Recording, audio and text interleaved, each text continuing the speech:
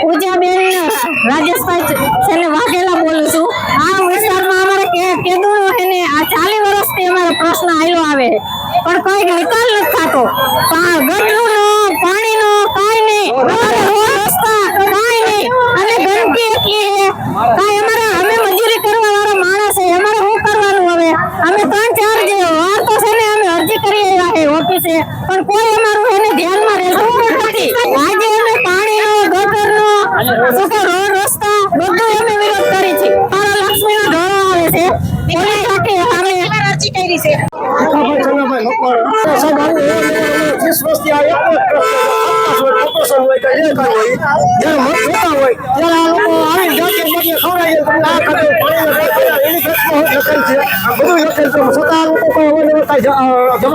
અરજીઓ કરેલ છે, આઈટીઆઈ માંગેલ છે, કોઈ જાતનો જવાબ કરતા નથી। બરોબર, છેલ્લે અમે રજૂઆત કરી તો એ અશબ્દ બોલવા માંડ્યા। મારી પાસે રેકોર્ડિંગ છે સાહેબ। અત્યારે વિરોધ પાણી માટે